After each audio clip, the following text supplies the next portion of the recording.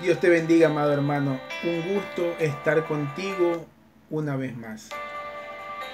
Damos gracias al Señor porque nos permite reunirnos el día de hoy nuevamente para poder estudiar la palabra de Dios y las verdades y las riquezas de nuestra Santa Madre Iglesia Católica. El día de hoy te traigo un tema muy bonito y es justamente de la iglesia que vamos a estar tratando en este día. Este tema está titulado Una Santa Católica y Apostólica. Bien, para adentrarnos en el tema vamos a leer el hecho de vida que nos va a introducir en todo este estudio bíblico.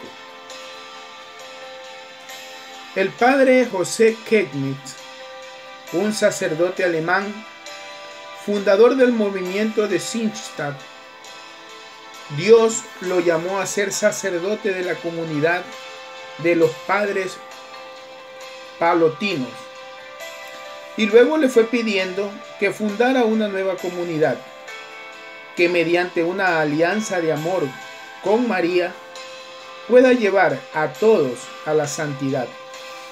El padre Kegnitz sufrió mucho a lo largo de su vida para cumplir su misión. Muchas dificultades e incomprensiones, al punto que fue perseguido y encarcelado por el régimen nazi. Pero sus problemas no solo venían de afuera, pues incluso dentro de la iglesia hubo personas que no lo comprendieron y le pusieron muchas trabas. Sin embargo, él amaba mucho a la iglesia. Repetía con frecuencia que su movimiento y su actividad eran para toda la iglesia. Fue tanto su amor que quiso que sobre su tumba se escribieran las palabras Dilexit Ecclesiam, que significa amó a la iglesia, pues son un buen resumen de la vida de este gran sacerdote. Amado hermano, al igual que este hombre que fue llamado por Dios para una obra específica, una obra de amor, cada uno de nosotros estamos llamados por nuestro amado Señor Jesucristo, y a través de nosotros, a través de usted, a través de mí, Dios siempre está queriendo llevar a cabo una obra nueva para la mayor gloria de su santo nombre. Amén. Entonces quiero que me acompañe, por favor, a la palabra del Señor. Vamos a ver qué nos dice la palabra de Dios. Acompáñenme, por favor, al libro de Timoteo, capítulo 3, versículo 14 y 15. La palabra de Dios la vamos a leer como siempre con mucha reverencia, en el nombre del Padre, del Hijo y del Espíritu Santo. Amén. Dice la palabra del Señor: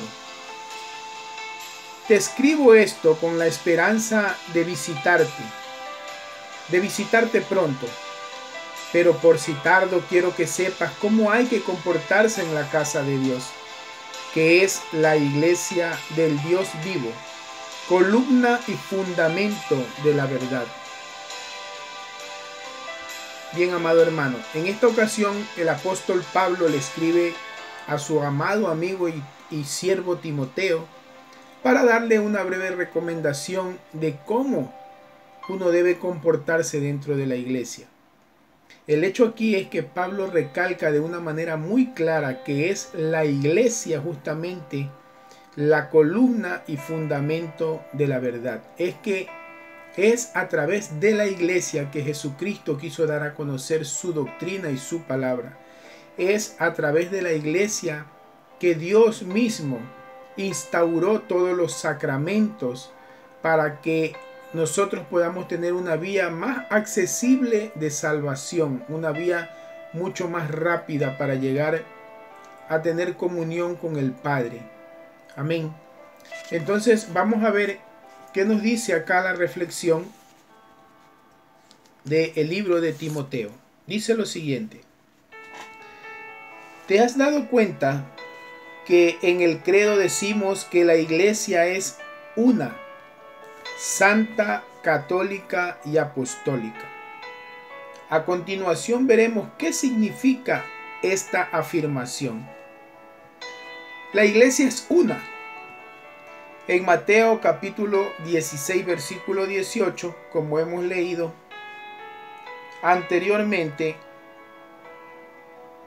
Jesús dice a Pedro: tú eres Pedro, y sobre esta piedra edificaré mi iglesia. ¿Te habías fijado que Jesús dice mi iglesia en singular?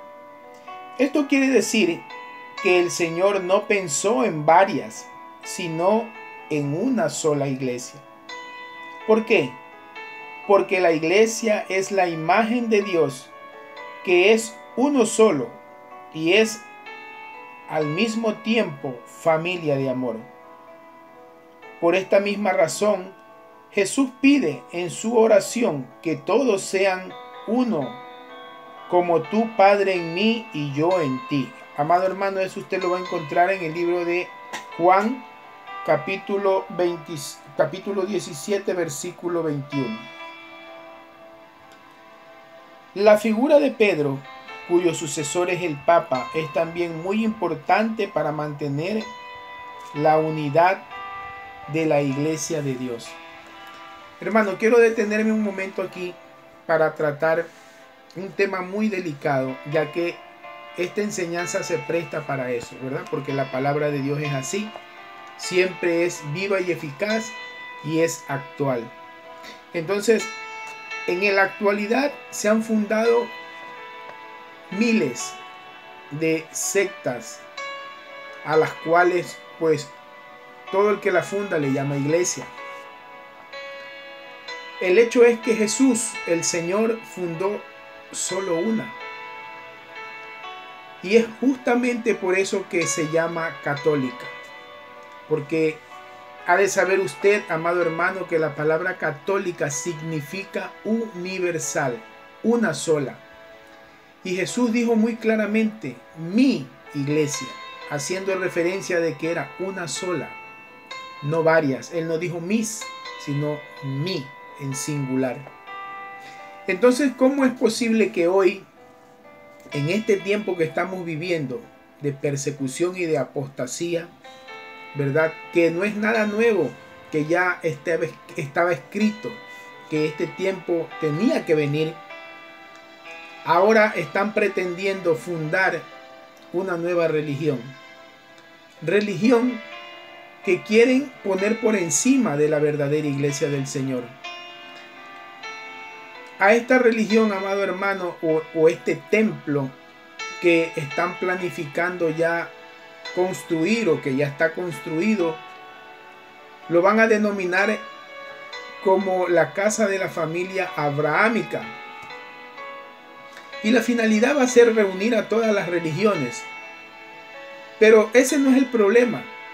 El gran problema es que estos hermanos quieren someter a la iglesia del Señor con enseñanzas erróneas y equívocas.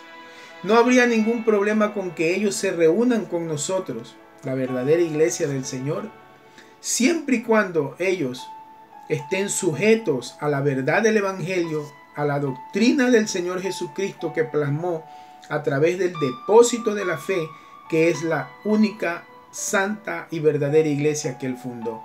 No habría ningún problema, las puertas de la iglesia siempre van a estar abiertas para todo aquel que necesite venir a ella. Pero siempre y cuando tengan claro que la doctrina del Señor no va a ser cambiada, ni mucho menos la verdadera iglesia de Jesús se va a someter a doctrinas equivocadas, erróneas y, si se puede decir así, hasta blasfemas. Amén. Entonces la iglesia es una, pero es una porque el mismo Dios en persona de Cristo fue quien la fundó y la instauró aquí en la tierra. Entonces, amado hermano, Hay que tener mucho cuidado con esto. Yo no estoy pues en la capacidad de juzgar. Eso le queda solamente a Dios, el juzgar.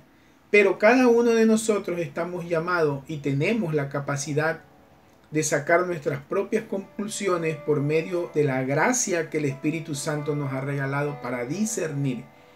Y por eso yo le exhorto, amado hermano, y le advierto a través de este video, que estemos muy atentos a lo que viene para que así no nos dejemos confundir, no nos dejemos engañar del enemigo que siempre está tratando de derribar y destruir la iglesia del Señor. Hay que estar muy atento para que en los próximos tiempos venideros, cuando ya todo esto se dé y salga a la luz, ninguno de nosotros seamos engañados y seamos desviados de la fe y de la verdadera doctrina del Señor Jesucristo. Recuerda que la iglesia es una y usted y yo estamos en el lugar correcto. Amén. Entonces, hay que defender esta verdad, amado hermano, a costa de lo que sea. Muchos no lo van a ver bien, muchos nos van a criticar, muchos se van a alejar de nosotros, pero la verdad siempre nos va a hacer libre. En palabras del Papa Juan Pablo II, San Juan Pablo II, dijo en algún momento: tenemos que defender la verdad a toda costa, aunque volvamos a ser solamente 12. Hay que tener claro que muchos se van a ir.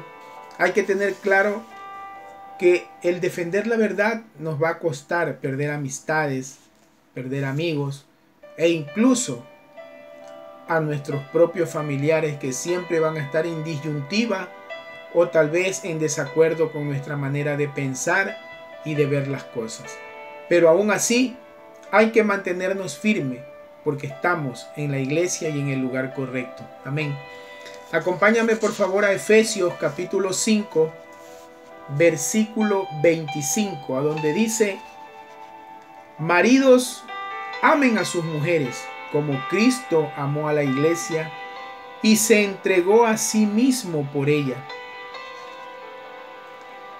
En esta carta a los Efesios, el apóstol Pablo compara el matrimonio de hombre y mujer, esposos, y nos manda amar a los esposos, a nuestras esposas, y lo compara con la unión de Cristo y la iglesia, porque la iglesia es la esposa de Cristo. Y es justamente por esta esposa que Cristo dio su vida, se entregó a sí mismo para poder santificarla y tener una iglesia sin mancha, una iglesia santa. Y es lo que el apóstol aplica también a los matrimonios, que nosotros los esposos estamos llamados a darnos por entero por nuestras esposas, por nuestros matrimonios, nuestros hogares. El hecho aquí es que Cristo dio su vida por su iglesia. Y ahora, a estas alturas, no estaría bien que después de que el Señor dio su vida, nosotros nos desviemos y le paguemos con ingratitud a aquel que dio todo para que su iglesia sea santa y sea una iglesia de verdad y no de engaño. Amén. Entonces dice lo siguiente: la iglesia es santa no porque todos seamos santos, pues la iglesia, en palabras del Papa Francisco, no es un museo de santos, sino un hospital de pecadores. La iglesia es santa porque su fundador y cabeza, Jesús, es santo. Es santa porque es templo del Espíritu Santo, que la llena de todos los medios de santificación, como la palabra y los sacramentos. Finalmente, la iglesia es santa porque todos, aun siendo pecadores, estamos llamados a ser santos a imagen de nuestro Señor. Tenemos la invitación de parte del Señor, hermano. Claro que sí, tenemos la invitación para poder alcanzar la santidad. Y hay que tener claro que nuestra iglesia, como dijo el Santo Padre, es un hospital de pecadores. Y ahí estamos usted y yo, queriendo ser sanados, queriendo ser redimidos, queriendo alcanzar la redención plena para un día estar junto a nuestro Señor en el reino de los cielos. Ahí vamos a seguir firme, porque ese es el hospital que Cristo creó para nosotros, para aquellos que estamos enfermos por el pecado, pero que queremos ser sanados. Y hemos buscado de ese medio, de esa vía, porque es el depósito que Cristo dejó. Y a través de ese depósito de fe y de sanidad, en donde habita el Espíritu Santo, estamos nosotros que queremos sanarnos, que queremos salvarnos, hermanos. Y no tenemos que desviarnos de esa verdad. No tenemos que desviarnos de ese llamado, de esa invitación de nuestro amado Señor, a poder también un día anhelar y aspirar a estar en el reino de los cielos. Amén. Mateo capítulo 28, versículo 19, dice: vayan y hagan discípulos a todos los pueblos y bautícenlos para consagrarlos al Padre, al Hijo y al Espíritu Santo. Justamente el Señor dio esta orden a quienes habitamos en esta iglesia.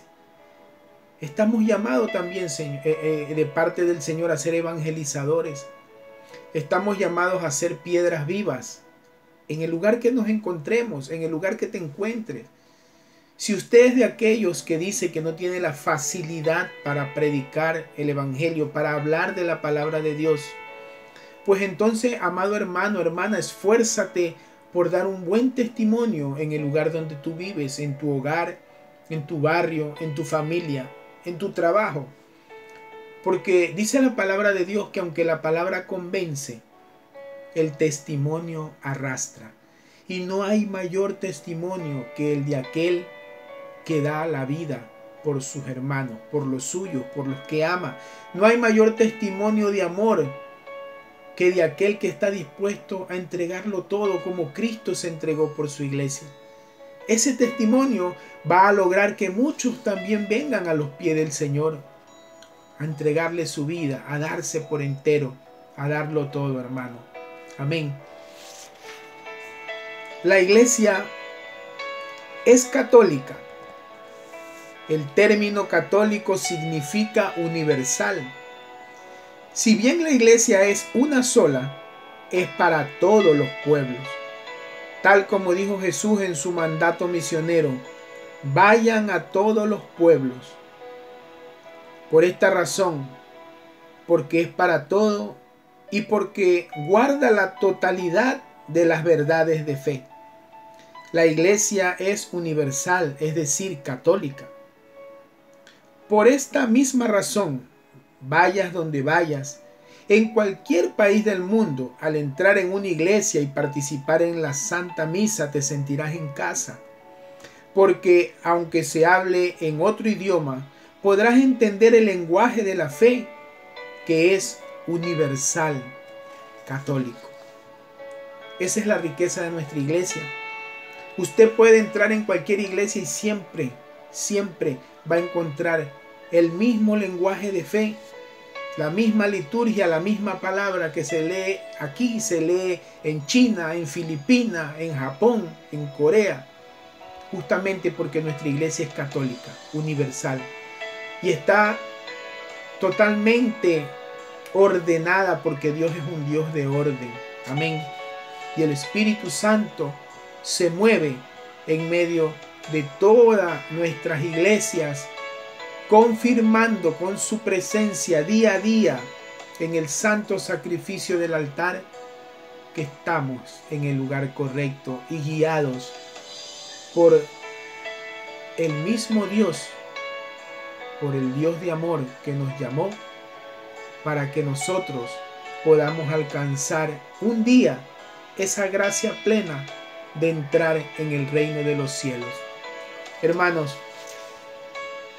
por esto la iglesia es católica, por ser universal, una sola, la única. No hay más. Y tal vez a muchos les moleste esta afirmación, pues, perdón, si creen que se les ofende, pero la verdad es la verdad, amado hermano. y así está escrita y nadie la puede cambiar. En Efesios capítulo 2, versículo del 19 al 22, dice lo siguiente: Por tanto, ya no son extranjeros o huéspedes, sino conciudadanos de los que forma el pueblo de Dios. Son familia de Dios, edificados sobre el cimiento de los apóstoles y profetas, siendo el mismo Cristo Jesús la piedra fundamental, en quien todo el edificio, bien trabado, va creciendo hasta formar un templo consagrado al Señor, y en quien también ustedes van formando conjuntamente parte de la construcción hasta llegar a ser, por medio del Espíritu, morada de Dios. Hermano, esta es la iglesia del Señor, una iglesia apostólica, porque el Señor encomendó a sus apóstoles que guiaran su iglesia y a la cabeza puso a Pedro, el Papa. Amén. Entonces la iglesia es apostólica. En la lectura de los Efesios que hemos hecho, al inicio se explica cómo la iglesia se construye sobre el fundamento de los apóstoles. A ellos Jesús les dio la misión de continuar su obra, como la iglesia necesita siempre de los apóstoles. Los 12, instruidos por Jesús, dejaron como sucesores a los obispos. Desde el principio de la iglesia hasta hoy, la fe de la iglesia anunciada por los apóstoles se ha transmitido a través de los obispos de generación en generación. A esta transmisión la llamamos sucesión apostólica. Gracias a esta sucesión, la iglesia mantiene intacta la fe y los sacramentos y puede cumplir su misión de anunciar a Jesús a todos los pueblos. Es por eso que nosotros tenemos esta jerarquía que el Señor mismo en persona quiso que se diera así. Pues después del primer papa vino otro y así sucesivamente hasta el actual. Pero esto ha sido por medio de la sucesión, es decir, el que termina es sucedido o reemplazado por otro. Viene el otro que también adopta la misma jerarquía que Cristo derramó sobre el primer papa, que fue el apóstol Pedro. Y así hemos seguido hasta el tiempo actual. Amén. Y es por eso que en nuestra iglesia jamás ha faltado un pastor que guíe a su rebaño, que guíe al pueblo de Dios, pueblo que el Señor mismo recomendó y encomendó para que sea guiado y llevado hasta el final de los tiempos, amado hermano, a la presencia de Dios. Amén. Entonces este es el hecho de por qué decimos que la iglesia es una. ¿Por qué decimos que la iglesia es una? Porque existe un solo Dios, un solo Salvador, nuestro Señor Jesucristo, el cual ha fundado una sola iglesia que se identifica como Iglesia Católica. Amén. ¿Y por qué decimos que la iglesia es santa? La iglesia es santa porque Dios es su fundador, es santísimo. También decimos que es santa porque en ella se encuentran todos los medios necesarios para la santificación de los miembros del cuerpo de Cristo. ¿Y por qué decimos también que la iglesia es católica? Católica significa universal. La iglesia es católica porque en ella se encuentra toda la fe, todos los medios de salvación, y porque es enviada a todos los pueblos de cualquier tiempo o cultura. Y nacen muchas preguntas más. Entonces, ¿por qué decimos también que la iglesia es apostólica? Es apostólica por su origen, pues está construida sobre el fundamento de los apóstoles. Es también apostólica por su enseñanza, pues gracias a los obispos, sucesores de los apóstoles, enseña hasta el final de los tiempos la fe transmitida por los apóstoles. Fe que los apóstoles recibieron de parte del Señor Jesucristo. Amén. ¿Qué es lo que enseña la Santa Madre Iglesia? En la doctrina, ¿verdad? Nuestra doctrina, en el catecismo, el compendio número 165, el numeral 165, dice lo siguiente. ¿En qué sentido la Iglesia es santa? La Iglesia es santa porque Dios Santísimo es su autor. Cristo se ha entregado a sí mismo por ella para santificarla y hacerla santificante. El Espíritu Santo la vivifica con la caridad en ella. El Espíritu Santo la vivifica con la caridad. En la Iglesia se encuentra la plenitud de los medios de salvación. La santidad es la vocación de cada uno de sus miembros y el fin de toda su actividad. Cuenta en su seno con la Santísima Virgen María e innumerables santos como modelos e intercesores. La santidad de la Iglesia es fuente de la santificación de sus hijos, los cuales aquí en la tierra se reconocen todos pecadores, siempre necesitados de conversión y de purificación. Hermano, esta es la doctrina de la Iglesia. Esto es lo que enseña la Iglesia, que estamos necesitados del Señor, que estamos necesitados de la salvación, de ser purificados, y buscamos esta purificación por medio del contacto a través de la Santa Iglesia, que es una, apostólica y católica, que el mismo Señor Jesucristo dejó como medio para que el hombre pueda llegar a la vía de la santidad. Amén. A partir de hoy, amado hermano, que usted conoce la verdad, está invitado a volver a la iglesia del Señor si se fue de ella. A partir de hoy que usted ha escuchado esta palabra de fe y se ha abierto sus sentidos, se han abierto sus ojos, su corazón a la verdad de la palabra de Dios, está invitado a volver a la casa del Padre, casa que lo vio nacer, casa que lo insertó usted por medio del bautismo, porque por medio de la gracia del bautismo usted también forma parte del pueblo del Señor, parte de los hijos de Dios. Y si te fuiste, no importa, estás llamado e invitado a volver a la verdad, a la verdadera casa del Padre. Amén. Compromiso, amado hermano, pues hagamos un fiel compromiso a partir de hoy. Y el fiel compromiso que usted y yo vamos a hacer es que en la iglesia que es santa por su fundador, Jesús, cuando sus miembros son santos, la santidad de la iglesia brilla con mayor fuerza.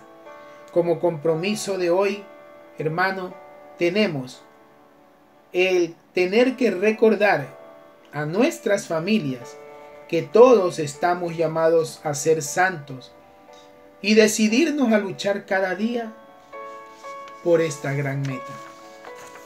El compromiso es transmitir a la generación actual y a las que vienen que sí se puede y que estamos invitados a esa santidad, que estamos invitados a tener un coloquio pleno con el Espíritu Santo, que estamos invitados a volver a la casa del Padre.